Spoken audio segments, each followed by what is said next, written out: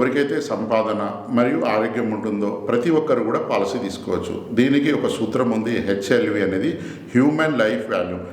సంపూర్ణంగా ఆరోగ్యం ఆదాయం ఉన్న వ్యక్తికి మాత్రమే పాలసీ ఇవ్వాలి. చాలామంది ఏజెంట్లను అడుగుతుంటారు, చాలామంది శాఖల్లో అడుగుతుంటారు, మా వ్యక్తి ఒక 6 నెలల్లో చనిపోతున్నాడు, ఆయనకి ఏమైనా పాలసీలు ఇస్తారా, మా వ్యక్తికి ఒక ఆపరేషన్ చేయాలి, మీరు ఏమైనా హెల్త్ పాలసీ ఇవ్వగలుగుతారా. ఇది చాలా తప్పండి.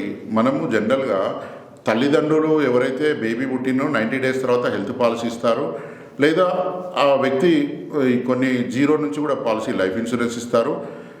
ఆ వ్యక్తికి ఆదాయం ఉన్నప్పుడు కంపల్సరీ ఆయన లైఫ్, హెల్త్, యాక్సిడెంటల్ పాలసీ, ఇట్లా టర్మ్ ప్లాన్స్, డిఫరెంట్ పాలసీలు తీసుకోవాలి. ఆయనకి ఎప్పుడైతే నిజంగా ఇబ్బంది ఉంటుందో, ఈ ఇబ్బంది వచ్చినప్పుడు కంపల్సరీ ఈ పాలసీలు అనేది వాళ్ళకు ఒక రక్షణ కవచంలాగా ఉపయోగపడతాయి. కాబట్టి ప్రతి ఒక్కరు కూడా వాళ్ళ ఆరోగ్యము, ఆదాయం ఉన్నప్పుడు వాళ్ళకు నచ్చిన పాలసీలు నచ్చిన వ్యక్తుల దగ్గర తీసుకోవడంలో ఆ కుటుంబానికి ఒక మంచి రక్షణ కవచంలాగా ఉపయోగపడుతుందని నేను అనుకుంటాను. ఇది హెచ్ఎల్వి అనే సూత్రం ప్రొఫెసర్ హుబినార్ అనేట ఆయన కనిపెట్టారు. కాబట్టి సంపూర్ణంగా ఆరోగ్యము, ఆదాయము ఎవరికైతుందో వారికి మాత్రమే ఈ ఇన్సూరెన్స్ పాలసీలు ఇస్తారు.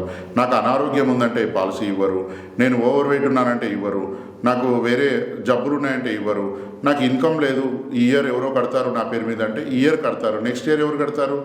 కాబట్టి సంపూర్ణంగా ఆరోగ్యము మరియు నేను ఏదో ఒక సంపాదన, కష్టంతో కూడిన పని. నాకు మా నాన్నగారు 1 కోటి రూపాయల స్థలం ఇచ్చాడు, దాని మీద వచ్చే డబ్బులతో అంటే ఇవ్వరు. మా నాన్నగారు 100 ఎకరాల పొలం రాసిచ్చాడు, దాని మీద నేను బతానంటే కాదు. నేను ఒక శ్రమతో కూడిన పని చేస్తున్నాను, రాళ్ళు కొడుతున్నాను, మట్టి కొడతాను, మట్టి పని చేస్తాను అన్నా కానీ, అంటే ఎవరైతే శ్రమ దానం చేస్తారో, పని చేస్తారో అలాంటి వ్యక్తులు ఖచ్చితంగా రూపాయి సంపాదించే వ్యక్తి ఇన్సూరెన్స్ పాలసీలు తీసుకోవడంలో చాలా ఉపయోగం ఉంటుందండి.